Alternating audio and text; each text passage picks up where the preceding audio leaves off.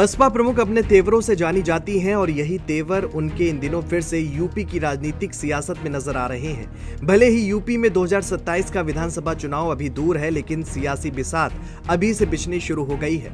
जहां एक और बड़ी पार्टियां माहौल भांपने में जुटी हैं, वहीं बहुजन समाज पार्टी ने समय से पहले उम्मीदवारों के नाम घोषित करने की रणनीति अपनाकर सबको चौंका दिया है। ऐसे में सवाल उठ रहा है कि क्या मायावती एक बार फिर 2007 वाला सोशल इंजीनियरिंग फॉर्मूला दोहराने की तैयारी में है, और अगर वो इस फॉर्मूले को दोहराती हैं तो 2027 विधानसभा चुनाव में किससे नफा नुकसान होगा, सब कुछ जानेंगे इस वीडियो में। बसपा प्रमुख मायावती ने 2027 के चुनाव के लिए जिन सीटों पर प्रभारी नियुक्त किए हैं, उन्हें लगभग उम्मीदवार मान लिया जाता है। पार्टी की परंपरा रही है कि जो नेता विधानसभा क्षेत्र का प्रभारी बनता है, वही बाद में प्रत्याशी घोषित होता है। आजमगढ़, जौनपुर, सहारनपुर और जालौन की सीटों पर प्रभारियों की नियुक्ति इसी रणनीति का हिस्सा मानी जा रही है। माना जा रहा है कि आने वाले 2-3 महीनों में बसपा करीब 100 सीटों पर संभावित उम्मीदवारों की तस्वीर साफ कर देगी। हर विधानसभा सीट पर 4 दावेदारों का पैनल बनाकर परीक्षण किया जा रहा है। इसके बाद एक नाम तय कर उसे प्रभारी और फिर प्रत्याशी घोषित किया जाएगा। इसके लिए मंडल और जोनल स्तर पर वरिष्ठ नेताओं की टीम भी एक्टिव नजर आ रही है।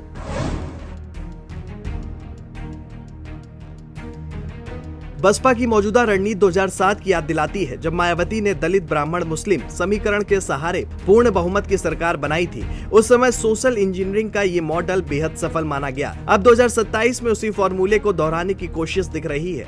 हाल में जिन नेताओं को प्रभारी बनाया गया है, उनमें 2 मुस्लिम 2 ब्राह्मण चेहरे शामिल हैं। इससे साफ संकेत मिलता है कि बसपा की नजर किन वर्गों पर है। पार्टी की योजना है कि दलितों को संगठन के जरिए मजबूती से जोड़ा जाए, ब्राह्मणों को टिकट देकर संदेश दिया जाए और मुस्लिम वोटरों को साधा जाए। बसपा ने साफ कर दिया है कि 2027 का चुनाव किसी बड़े गठबंधन के सहारे नहीं, बल्कि अकेले दम पर लड़ा जाएगा। पार्टी का मानना है कि समय से पहले उम्मीदवार घोषित करने से संगठन मजबूत होगा और कार्यकर्ताओं को तैयारी का पर्याप्त समय भी मिलेगा। ये रणनीति अन्य दलों से अलग है, जो अक्सर अंतिम समय में टिकट घोषित करते हैं। बता दें कि 2012 के बाद से बसपा का जनाधार लगातार सिमटता गया है। कभी 30% वोट शेयर पाने वाली पार्टी 2022 के विधानसभा चुनाव में महज 1 सीट पर सिमट गई थी। 2024 के लोकसभा चुनाव में भी पार्टी खाता नहीं खोल सकी। ऐसे में 2027 का चुनाव बसपा के लिए केवल सत्ता का नहीं, बल्कि सियासी अस्तित्व की भी लड़ाई बन गया है।